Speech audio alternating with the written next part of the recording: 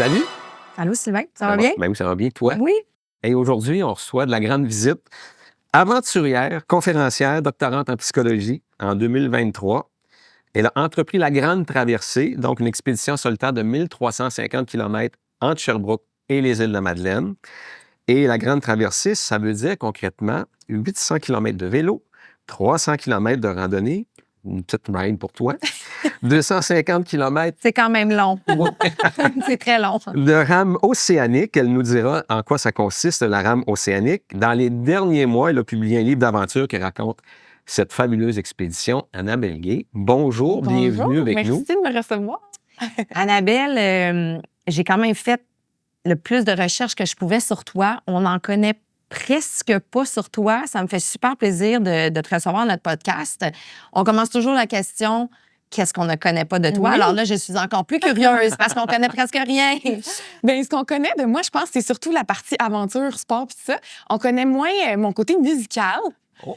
Moi, je joue du piano. J'ai toujours une chanson en tête. Aussitôt que j'entends un son, j'ai quelque chose qui me vient en tête. Je pense que ça, les gens savent pas trop que j'ai ce côté-là musical vraiment ancré en moi aussi.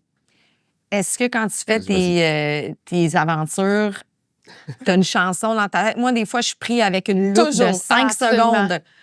À l'infini, c'est le même 5 secondes qui joue. Quand je pédale, que je reste sur le même tempo pour avoir la bonne chanson. Là, quand je vais plus vite, j'en trouve une autre. C'est super. Ça avance plus vite dans ce temps-là. C'est la même question que j'allais poser.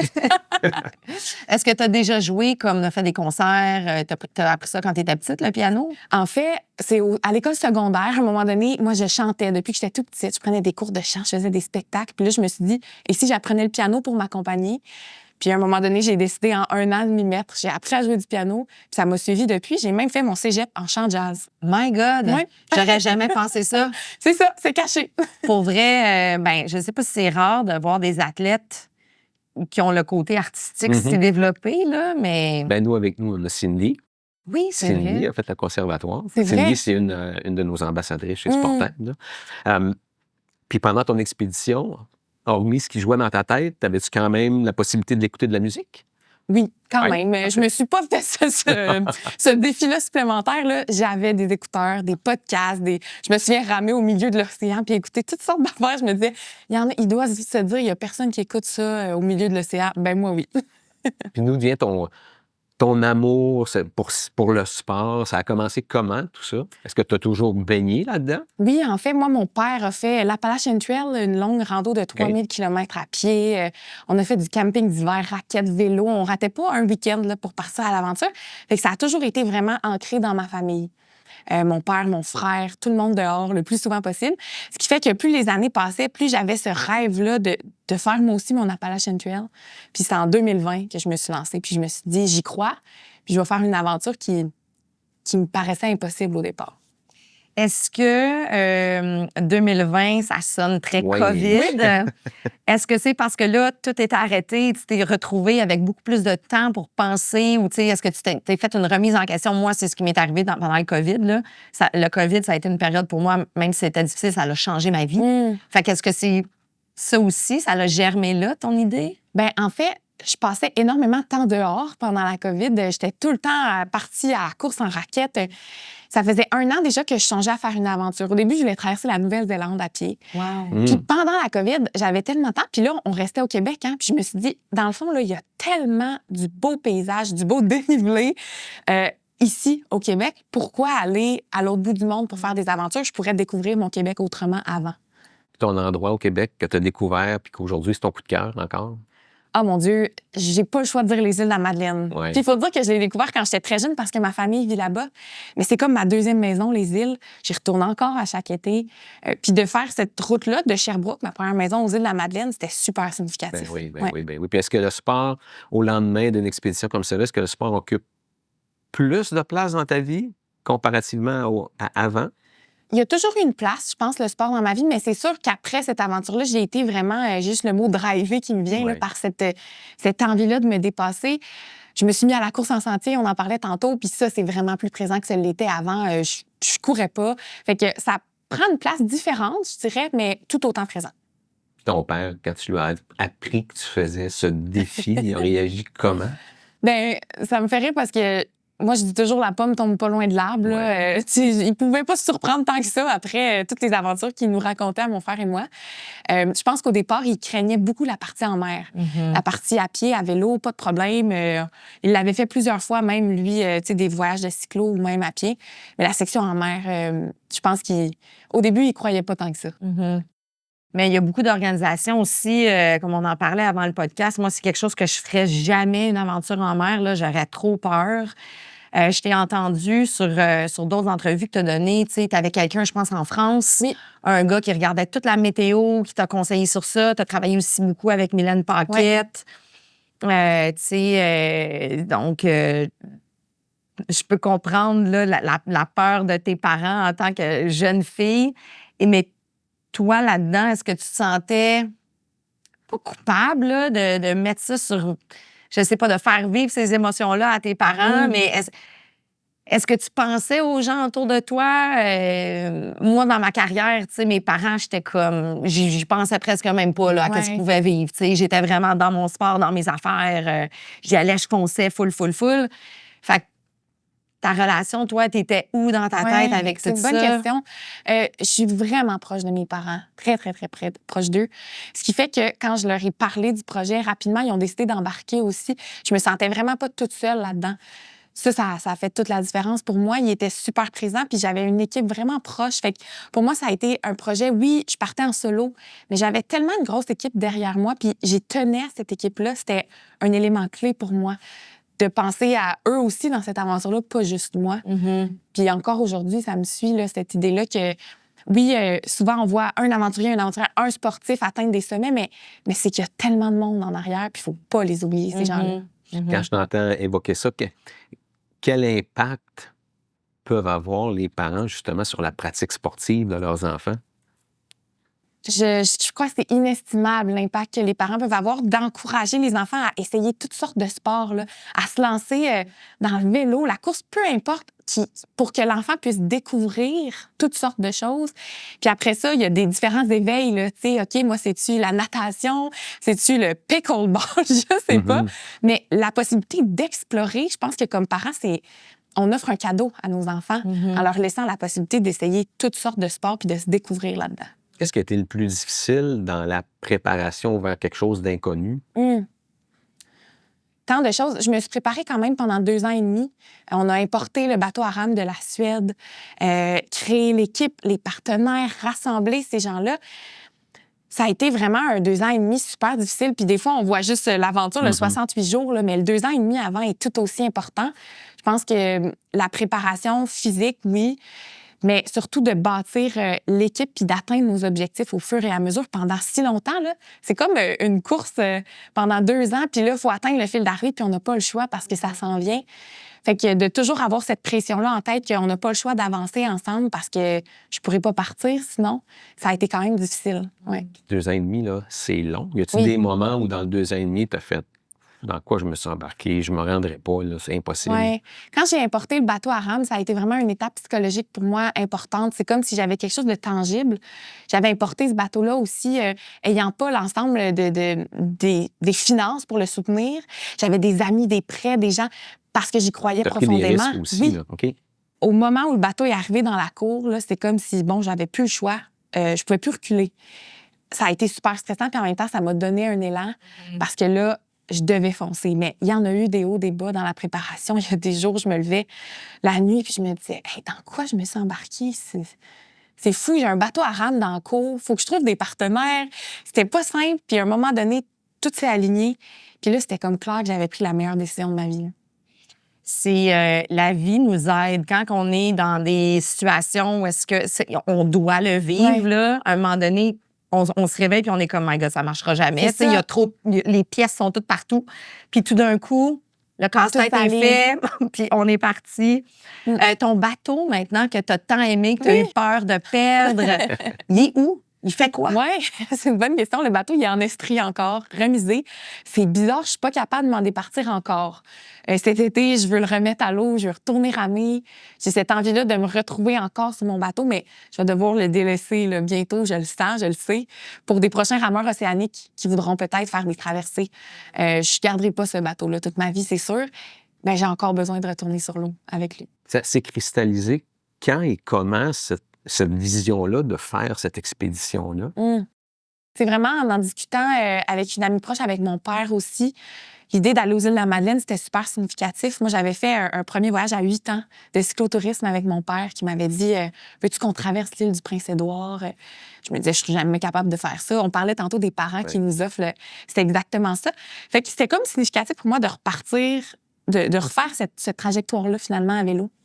Puis l'idée, je me suis dit, OK, je le fais quand j'ai découvert la rame océanique parce qu'il y avait cette section-là en mer où je me disais, je vais pas nager du voilier, j'ai jamais fait ça, je peux pas non plus. Mais du moment où j'ai découvert l'histoire de Mylène Paquette, où je me suis dit que la rame océanique, c'était possible, c'était comme, ça s'est cristallisé, vraiment, c'est ça que je vais faire. Puis j'ai eu un coup de foudre pour la rame océanique, vraiment. Ouais. Comment elle t'a aidé, Mylène? Oh mon Dieu.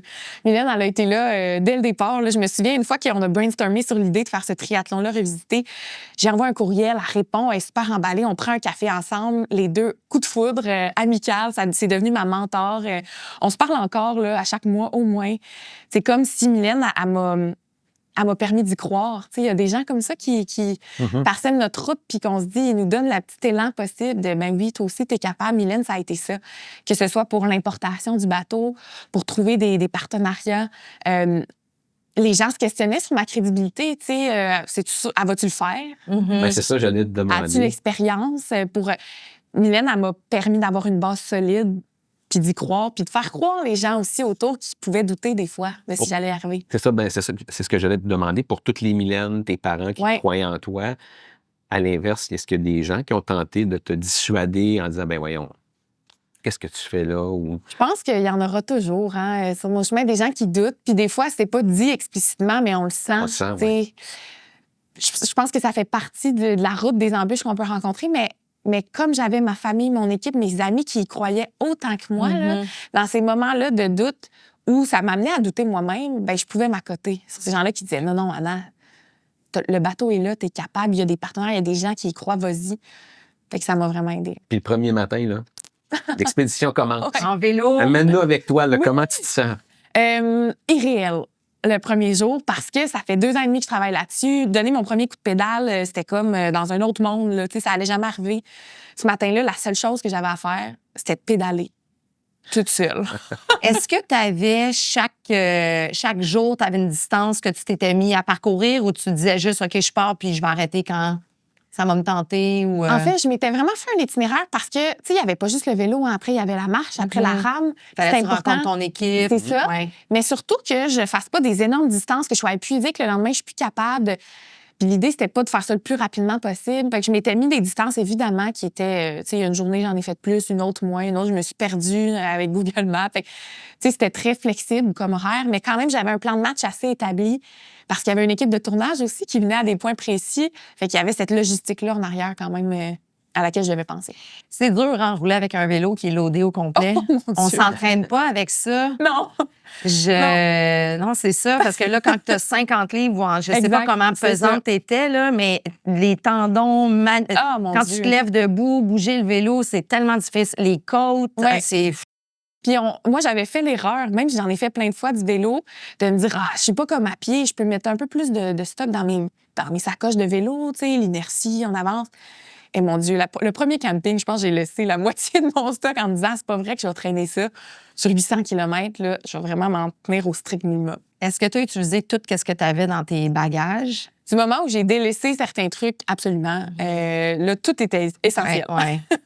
Est-ce que tu as eu de la belle température ou tu as des jours en bike ou même à pied? Je sais qu'on on va y aller après, mais en vélo, la partie vélo, est-ce que tu as eu comme des journées de vent de face que tu n'avançais pas ou de la pluie infinie? Ou À vélo, j'ai eu beaucoup de soleil les premiers jours. J'ai cramé, là, littéralement, en roulant.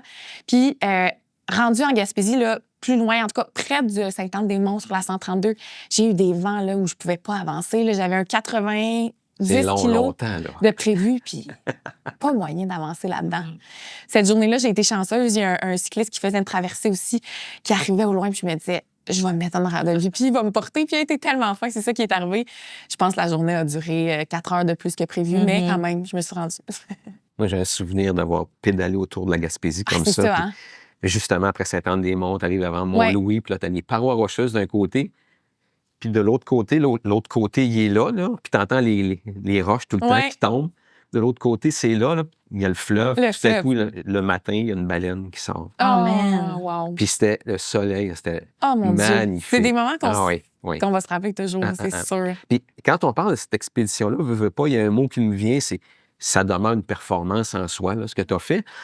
C'est quoi ta relation avec la performance? C'est une très bonne question parce qu'elle a beaucoup évolué. Moi, je me suis questionnée longtemps sur ma place dans le sport en général parce que je n'étais pas performante. Moi, j'étais là... Est-ce que tu as fait des sports d'équipe quand tu étais jeune? Oui. J'ai joué au volleyball une bonne partie de mon secondaire. Okay. Mais tu sais, moi, je n'étais jamais la première choisie dans les sports d'équipe. Là, au ballon chasseur, j'étais celle qui restait sur le banc puis qu'on choisissait en dernier. Ce qui a fait que longtemps, je me suis questionnée sur j'ai-tu ma place dans ce monde-là? Moi qui n'ai pas une athlète de haut niveau, qui ne fait pas les meilleures performances, je peux-tu vraiment rêver à de grandes choses, à me mettre dans des sports d'équipe alors que je suis pas la meilleure? Puis on parlait de l'entourage tantôt. Je pense que c'est ça qui a nourri le fait que j'y crois de plus en plus. Puis après ça, bien évidemment que je performais pas comme mes amis, mais j'étais dans la gang, on me permettait d'être là. Puis après ça, bien, ma performance, elle s'est développée, moi, vis-à-vis de moi. Mes temps, mes parcours, je les comparais avec mes propres performances, mes propres objectifs. Puis c'est là où j'ai eu l'aplomb de me dire, bien, je vais croire, moi aussi, à quelque chose de plus grand. Puis après, avec ce périple-là, je suis revenue, tout ça, de la Grande Traversée. Puis là, tranquillement, ma vision de la performance a vraiment changé. C'est comme si je crois que tout le monde peut performer à sa façon, qu'on soit une athlète de haut niveau ou non. Puis j'y crois fermement, puis c'est le message que je veux véhiculer le plus. Peut-être que tu en rencontres déjà, là, des petites Annabelle, des petits Alexis qui ont peut-être pas, qui pensent qu'ils n'ont pas leur place. Tu leur dis quoi? C'est quoi ton message? Parce qu'il y en a, là. On n'est pas la seule, là. Non, c'est ça. Je pense que on est capable de tellement plus que ce qu'on pense. Puis c'est quand on est confronté souvent à des défis, puis qu'on réussit, qu'on passe par-dessus, qu'on change notre discours interne. Puis ça, je crois que c'est vraiment important, que ce soit comme adulte avec des plus jeunes, mais de leur laisser la possibilité de vivre des succès au niveau sportif pour que ce discours-là interne change, de dire, bon, ben même si je suis pas la première au sprint, là, j'ai quand même réussi à, je sais pas moi, faire de la nage en longueur, puis de nourrir ces défis-là comme adulte aussi. Je pense que c'est super important. Est-ce que tes études en psychologie ont contribué à te faire prendre plus de risques, à changer ce discours-là? Est-ce que tu as utilisé, qu'est-ce que tu as appris à l'école dans tes aventures? Ou ça s'est... Tu y as pas pensé? Ou tu sais... Oui, c'est une bonne question. Je pense que j'ai toujours eu j'ai toujours été comme ça un peu, là, de me mettre des objectifs, des projets depuis que je suis toute petite. Après, assurément que mon parcours en psychologie a vraiment nourri mes aventures, puis qui nourrit encore au quotidien. Ça me permet aussi de voir plus clair vis-à-vis moi ce que je vis, mais aussi d'avoir une idée sur, que ce soit dans des sports d'équipe ou même quand je bâtissais mon équipe, l'idée de cohésion, de performance, de leadership, c'est assurément que ce que j'apprends puis ce que je véhicule, en fait, c'est lié à mon parcours en psychologie. Puis, qu'est-ce qui t'a fait changer? Tu as fait ton cégep en art et là, tu es allée en psychologie après. Ouais. Ça a été quoi le déclic? En fait, mes parents sont en relation d'aide, les deux. Au fond de moi, et si je devenais psychologue? C'était comme un rêve un peu. Puis le parcours est super difficile là, pour entrer au doctorat en psychologie, avoir le titre de psychologue. Fait que longtemps, je me suis questionnée à savoir si j'avais les compétences puis pour y aller. Je pensais faire ma vie en musique. Pendant un moment, j'avais un groupe avec moi. On visait, tu sais, OK, on fait des gigs qu'on appelle des contrats. Puis à un moment donné, j'avais toujours cette petite voix-là de la psychologie qui me parlait à l'intérieur. J'ai tout lâché, la musique. J'ai continué à en faire de mon côté, tu sais, avec mon piano chez nous. Puis je me suis dit, bon, je vais essayer, voir. Tu sais, je vais aller au baccalauréat si ça fonctionne. Puis vraiment, j'ai trouvé ma voie, je pense, là-dedans. Si on revient brièvement à ton expédition, là, au-delà de la crainte probablement qui t'habitait de ne pas réussir ou de ne pas finir, quelle autre crainte avais-tu? Puis comment tu les as gérées? Comment tu as appris à cohabiter avec ça pour pas que ça te paralyse? Oui, c'est une très bonne question. Pendant que je faisais mon aventure, c'est comme si les craintes étaient là, mais t'es très, très dans le moment présent en même temps. Parce que la seule chose que je pouvais faire, c'était marcher un pied devant l'autre, c'était ramer, Fait que c'est comme si je me projetais pas nécessairement. Après, ce qui m'a paralysée pendant, c'est la peur, beaucoup, la solitude aussi. C'est la première fois que je me retrouvais vraiment toute seule dans les bois, pas un chat, pas juste des ours, des animaux un peu partout. C'est une peur profonde qui m'a paralysée par moments. Puis de me retrouver toute seule, pendant les 2 ans et demi, là, je l'ai dit, mais j'étais pas toute seule, jamais. Là. J'avais tout le temps une équipe avec moi, des amis, alors que là, il n'y avait pas un chat autour de moi.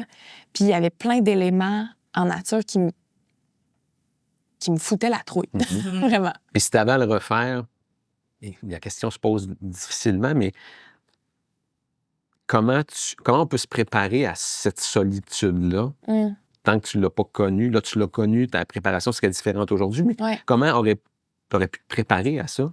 Je sais pas si... je pense que peu importe la préparation que j'aurais faite, je l'aurais vécu, cette déstabilisation-là.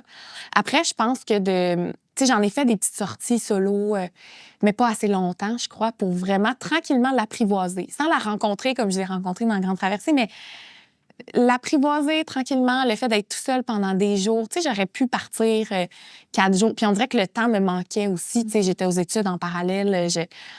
Mais ça, je pense que j'aurais pu ajouter ça à ma préparation.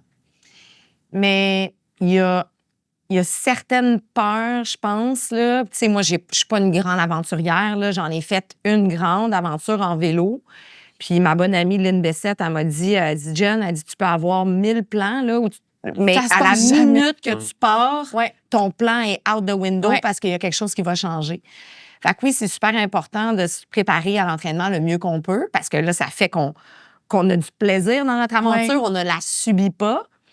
Mais il y a certaines peurs que je pense pas que tu aurais pu rencontrer ailleurs que dans ce moment-là.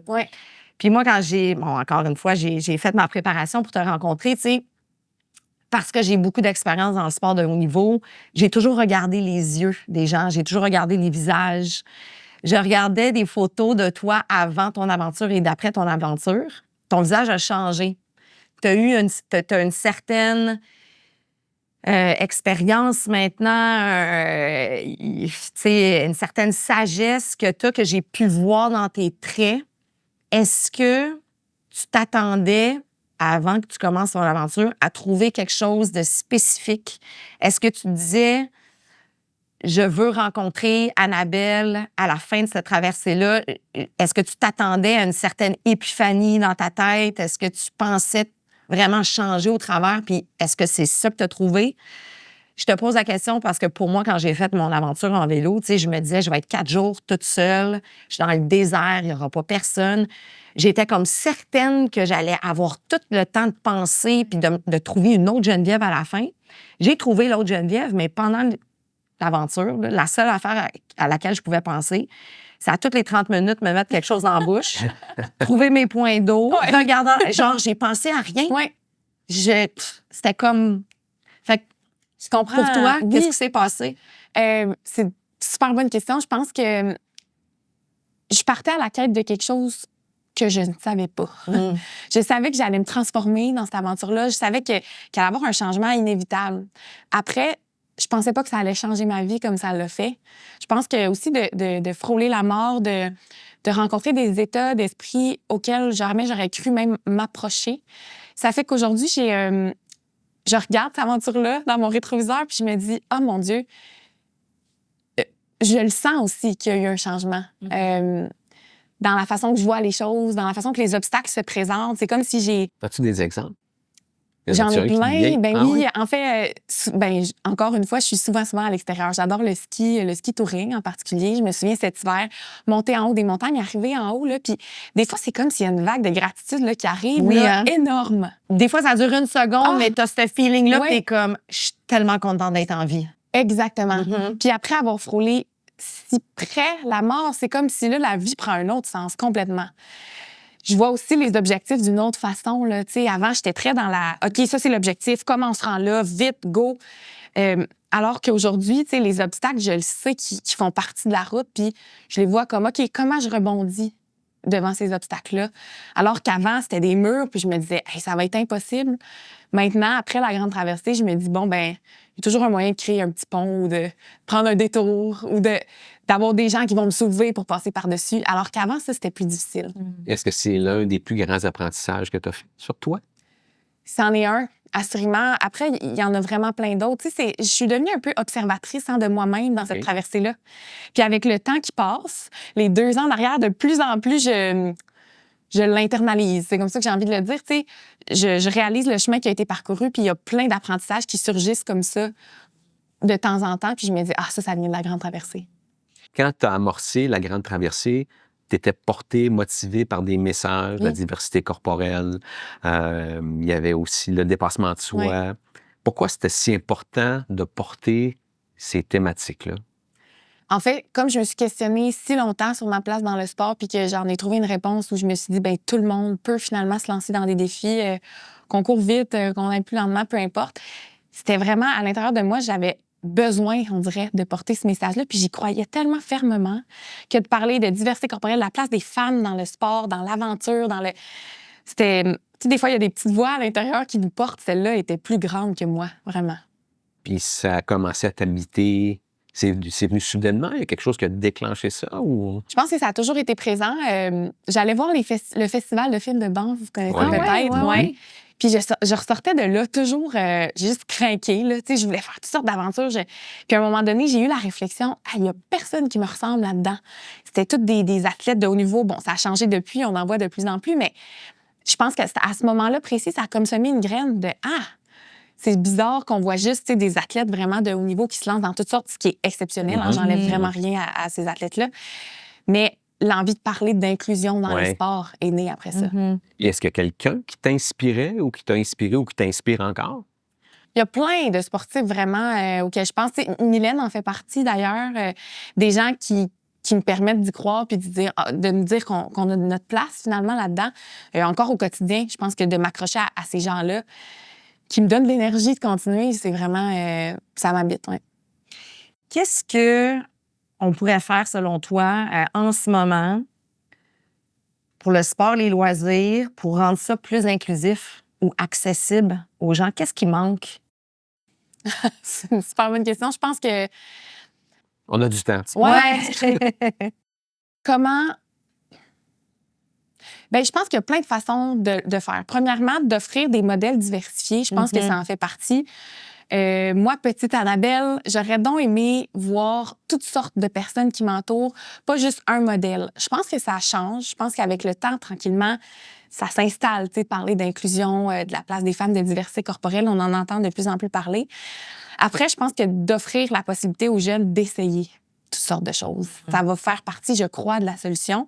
Parce que des fois, dans le chemin scolaire, tu sais, oui, on essaie plein de sports dans des cours d'éduc, par exemple, mais d'offrir la possibilité dans les sports intramuraux, tu sais, d'aller tester des nouvelles choses, de rendre ça accessible.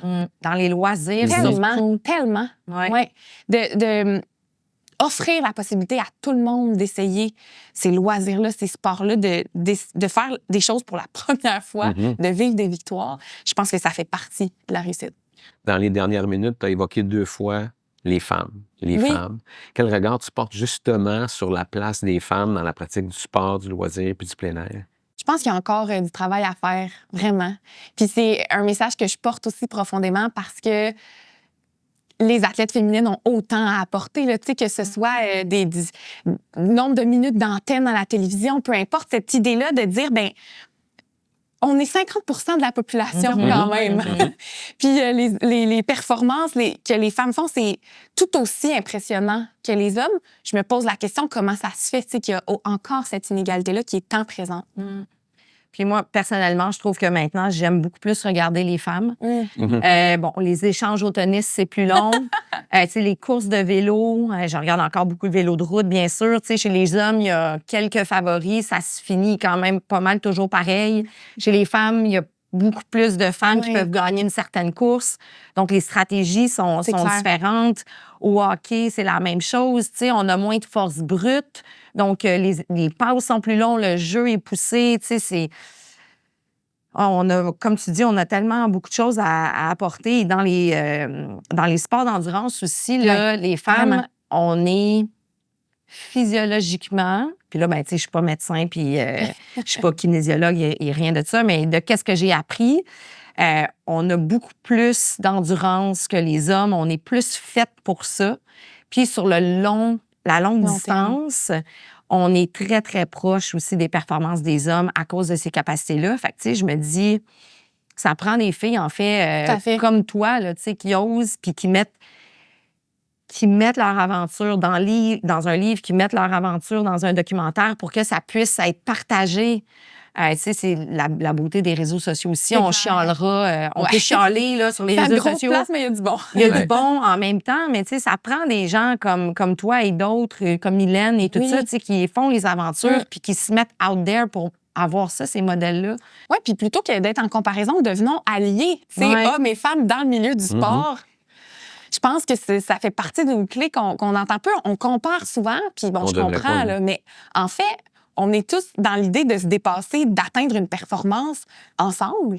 Puis je trouve aussi, tu sais, chez les femmes, c'est peut-être, bon, ça fait peut-être partie de l'éducation qu'on avait dans le temps, mais tu sais, on a toujours été un peu comme, ah, ben elle a fait ça, mais tu sais, un petit peu plus de jalousie que chez les hommes. Tandis que là, c'est en train de changer, mais on est toutes là pour s'épauler, là. C'est clair. Il y a tellement de place dans le monde entier pour que tout le monde ait du succès. Tu sais, des podcasts, il y en a des millions des podcasts. Bien, il y a toute une place pour chaque podcast. C'est la même affaire avec les aventures.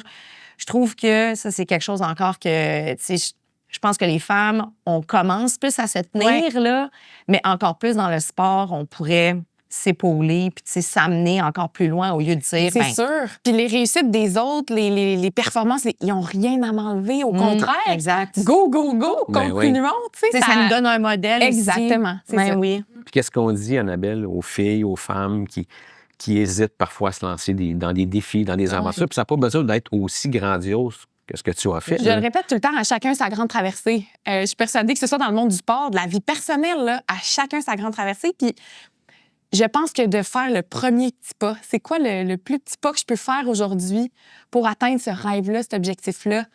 C'est ça qui permet de se lancer. Tu sais, de se lever un matin, de se donner un objectif à course en santé, peu importe, de se dire, bon, ce matin, je mets mes souliers de course. Puis tranquillement, en mettant ces souliers de course, on se dit, ah, je vais aller prendre une marche. En marchant, on se dit, ah, je vais faire des intervalles, marche-jog. Finalement, on court plus longtemps que ce qu'on a pensé. Fait que de se mettre en action, la première petite étape, je pense que pour moi, c'est vers la voie de la réussite. Là. Ça, il y a trop de gens qui pensent que ça nous tente à tous les jours. Il y a des journées que ça ne nous tente pas. Là. C'était ma question. Est-ce que tu attends? Moi, la motivation, j'y crois pas. Elle n'est jamais là quand je la veux. Donc, des fois, j'y pense même pas. Là. Il y a des jours que ça ne me tentera pas, que ça soit dans mes projets personnels de vie, qui me tiennent super à cœur. Là, Si je me lève pas tous les matins puis ça me tente de faire ma journée. Même chose dans le sport. Est-ce que c'est ça pour toi aussi? Bien, je pense que ça prend une discipline.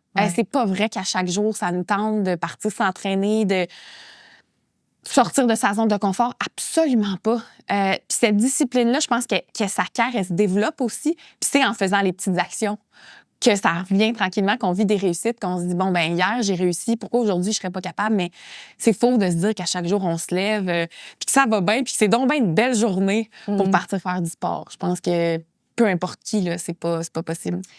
Ça me fait penser, je retourne un peu à ton aventure. Là, j'ai 2 questions. Qu'est-ce que tu as trouvé le plus difficile à l'entraînement? Qu'est-ce qui t'a fait le plus mal physiquement, là, tu sais? J'ai eu vraiment la chance d'avoir un super entraîneur, Xavier, qui m'a suivi. Puis Xavier était très, très à l'écoute de, tu sais, oui, l'entraînement, mais aussi de la vie personnelle, des obligations. C'est un entraîneur qui a été vraiment clé dans mon succès. Il était holistique. Ah, vraiment, vraiment. Puis une chance qu'il a été là, je le remercie encore aujourd'hui. Ce qui fait que les entraînements ont été super difficiles, mais ça a été, tu sais, moi, c'était dans l'endurance aussi. Fait qu'au début, c'était pas très spécifique comme entraînement. Là. On était ensemble, on développait finalement la forme, la force aussi. Puis plus ça avançait, plus on était dans la spécificité. Mais des heures sur le rameur, oh mon Dieu! Puis on n'est pas en mer, le paysage est moins T'es en dedans, t'es sur un concept 2, là. Ah, ouais. Là, augmente la force. Tu sais, c'est comme, c'était dans la longueur à la fin des entraînements, des défis. Je partais en montagne, mais je faisais pas une montée du Mont Offord. Il fallait que toute la journée, jour après jour. Après ça, c'était 4 heures dans le bois, mais après ça, c'était à vélo. Il fallait que je parte. Fait que, tu sais, c'était la charge, je pense, puis le temps que ça me prenait. Tu faisais deux sports par jour, des fois? Ah, ça m'est arrivé, ben oui. Oh my Oui, God. Oui. Oui. Ça, c'est le. Ben, je veux pas dire que c'est le pire, mais c'est ressortir après, là. C'est ça. C'est tough. Puis, tu sais, en même temps, une chance parce que j'ai ramé 14 heures, j'ai ramé, tu sais, marcher, même chose. J'avais besoin aussi d'être dans cet état-là d'esprit. Je pense que c'était pas juste physique, mais c'était de m'amener à un endroit dans ma tête où, que ça me tentait plus pas en tout, là, de ramer, entourer des gens au gym qui arrivent puis qui partent. Ouais. Je les vois. T'es Moi, encore je là. continue. Mais de m'amener dans cet état-là d'esprit où ça me tente plus, c'est difficile, j'ai plus le goût, c'était une préparation pour ce qui allait s'en venir sur le terrain. Mhm. Puis, est-ce que tu t'es donné des petites récompenses? Est-ce que tu avais des petits trucs à la fin de ta journée, comme, OK, quand je fais ça, je vais manger ça ou je vais écouter ça ou n'importe quoi, tu sais? Y avait-tu... Oui, j'ai 2 réponses à ça. Il y avait les mangues séchées. Moi, je ne jure que par les mangues séchées, à la fin de la journée, j'étais donc bien contente de retrouver mon petit sac de mangues. C'était vraiment un cadeau. Sinon, j'attendais impatiemment toujours les journées où mon père venait me porter mes boîtes de ravitaillement. Puis on parlait du lien tantôt avec mes parents. Pour moi, ça, d'entendre la moto au loin de mon père qui arrivait d'un trail puis qui venait me porter une boîte de nourriture, là, c'était C'était comme une surprise. Oh mon Dieu, j'arrivais à me recentrer à ce moment-là, puis il prenait le temps, évidemment, là, tu sais, comment ça se passe, c'est quoi les défis. Il me donnait des conseils aussi. Lui, il avait marché 3000 kilos avant. Fait que c'est à chaque 4-5 jours, il arrivait pour me porter la nourriture que j'avais plus dans mon sac à dos. Puis ces moments-là, c'était des récompenses là, énormes, vraiment. Puis ces nuits-là, quand il mettait sa tente à côté de la mienne, là, c'est comme si la peur pouvait prendre son... Tu t'entends en Oui, sécurité. tranquillement. Enfin, oui. Qu'est-ce qui t'a manqué le plus pendant l'expédition? Les gens. Moi, je suis quelqu'un qui s'entoure de monde, qui adore ça, qui est proche de ma famille, mes amis. Puis autant ça a été super positif pour moi de rencontrer la solitude, autant j'ai vu comment les relations humaines étaient importantes puis m'apportaient beaucoup. Puis ça m'a vraiment manqué, surtout dans la section à pied. J'ai été quand même 23 jours toute seule dans les bois. De retrouver mon monde après, là, c'était comme... Je réalisais l'importance d'être bien entourée puis comment j'étais chanceuse aussi d'avoir ces gens-là avec moi. Mais je pense aussi que ça, c'est dû au fait, quand on vit des grosses aventures comme ça, quand on est seul, oui, on pense à beaucoup de choses, si on vit certaines émotions, mais elles prennent vie quand on est capable de les partager Absolument. avec quelqu'un. Absolument. Fait que quand on se retrouve, tu sais, oui, là, ton père, tu le voyais à tous les 5 jours, mais pendant ces jours-là, tu as vécu plein de choses qui sont restées Ouais. comme pris dans toi, là, Ouais. tu sais. Fait que j'imagine que je suis jamais partie aussi longtemps, mais je peux comprendre que ça t'a manqué, là. Le bonheur partagé, hein? Ouais. Je n'aurais jamais autant intégré, en fait, qu'en vivant cette aventure-là. Avec l'énergie qui t'habite, là, ça se peut pas qu'il n'y ait pas de prochain projet. Là.